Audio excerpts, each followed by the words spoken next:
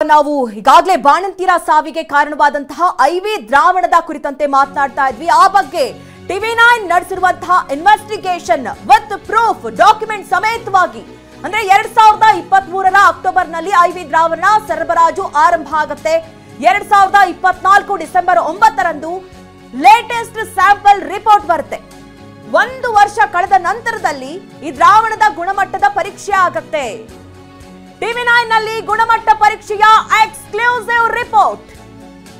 ಕೆಎಸ್ಎಂಎಸ್ಸಿಎಲ್ ನಲ್ಲಿ ತಪಾಸಣೆ ಮಾಡದೆ ನಿರ್ಲಕ್ಷ್ಯ ಮಾಡಿದ್ದಾದ್ರೂ ಯಾರು? ಹಾಗಾದ್ರೆ ಈ ನಿರ್ಲಕ್ಷ್ಯದ ಹಿಂದೆ ಇರುವಂತಹ ಕಾಣದ ಕೈಗಳು ಯಾವುದು?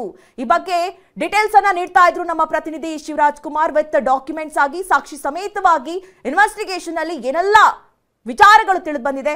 ಎಷ್ಟು ಶಿವರಾಜ್ ಕುಮಾರ್ ಹೇಳ್ತಾ ಇದ್ರಿ, ಯಾವ ರೀತಿ ನಿರ್ಲಕ್ಷ್ಯ ಆಗಿದೆ ಆರೋಗ್ಯ ಇಲಾಖೆಯಿಂದ? 1 ವರ್ಷದ ನಂತರದಲ್ಲಿ ಸ್ಯಾಂಪಲ್ಸ್ ಅನ್ನ ಟೆಸ್ಟಿಗೆ ಕೊಡ್ತಾರೆ ಅಂದ್ರೆ ಏನರ್ಥ?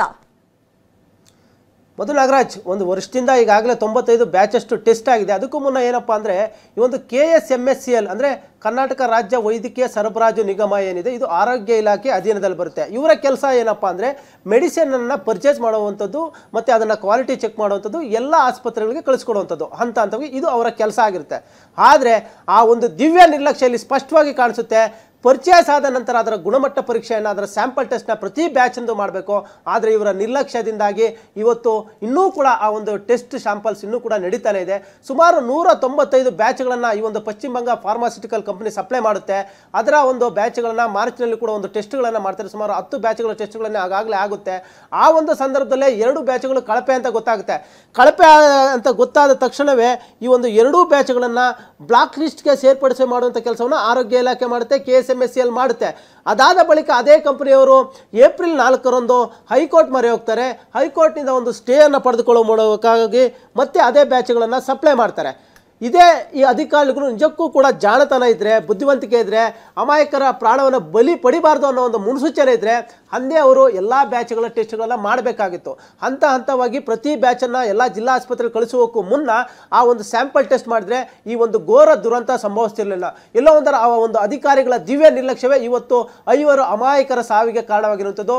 ಆ ಒಂದು ಹಸುಗೂಸುಗಳಿಗೆ ಇವಾಗ ತಾಯಿ ಕಳ್ಕೊಂಡಿದ್ದಾರೆ. ಇದಕ್ಕೆ ಕಾರಣ ಯಾರು? ಈ ಒಂದು ದಿವ್ಯ ಅಧಿಕಾರಿಗಳೇನಿದ್ರೆ ಆ ಒಂದು ಅಧಿಕಾರಿಗಳ ದಿವ್ಯ ನಿರ್ಲಕ್ಷ್ಯ ಇಲ್ಲಿ ಸ್ಪಷ್ಟವಾಗಿ ಕಂಡು ಬರುತ್ತೆ. ಈಗಾಗಲೇ 195 ಬ್ಯಾಚ್ಗಳಲ್ಲಿ 95 ಬ್ಯಾಚ್ಗಳು ಟೆಸ್ಟ್ ಆಗಿದ್ದಾವೆ. ಇನ್ನೂ ಕೂಡ ಟೆಸ್ಟ್ ಆಗ್ತಾನೆ ಇದೆ. ಅಂದರೆ ಪೂರೈಕೆ ಮಾಡಿ 1 ವರ್ಷ ಆದರೂ ಕೂಡ ಟೆಸ್ಟ್ ಆಗ್ತಾ ಇದ್ರೆ ನಾವು ಯಾವ ಕಾಲದಲ್ಲಿದ್ದೀವಿ, ಯಾವ ಇಲಾಖೆಯಲ್ಲಿದ್ದೀವಿ ನೀವೇ ಯೋಚನೆ ಮಾಡಿ.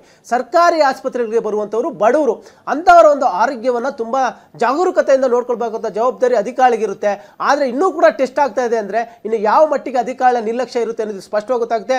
ಇನ್ನೂ ಕೂಡ ಇದರ ಹೆಚ್ಚಿನ ಡೀಟೇಲ್ಸ್ ಇನ್ನು ಮುಂದಿನ ಎಪಿಸೋಡಲ್ಲಿ ಕೊಡ್ತಾ ಹೋಗ್ತೀವಿ ಮಧು ನಾಗರಾಜ್. ಯಾಕಂದ್ರೆ ಅಷ್ಟ ಮಟ್ಟಿಗೆ ಒಂದು ದೊಡ್ಡ ಮಟ್ಟದ ಒಂದು ಗೋಲ್ಮಾಲನ್ನ, ಒಂದು ಅಮಾಯಕರ ಪ್ರಾಣವನ್ನು ತೆಗೆದಿರೋದಕ್ಕೆ ಆ ಅಧಿಕಾರಿಗಳೇ ಕಾರಣ ಅಂತ ಹೇಳ್ಬೋದು ಮಧು ನಾಗರಾಜ್. ಶಿವರಾಜ್, ಯಾವುದೊಂದು ಆಸ್ಪತ್ರೆ ಹೋಗ್ಬೇಕಾದ್ರೆ ನಾವು ನಂಬ್ತೀವಿ, ನಮ್ಗೆ ಏನ್ ಮೆಡಿಸಿನ್ ಕೊಡ್ತಾರೆ ಆ ನಂಬಿಕೆಗೆ ಬಿದ್ದಂತ ಹೊಡ್ತಾ ಇದು. ಮುಂದಿನ ಎಪಿಸೋಡ್ ನಲ್ಲಿ ಇನ್ನಷ್ಟು ಮಾಹಿತಿಯನ್ನು ಕೊಡ್ತೀವಿ. Thank you Shivraj.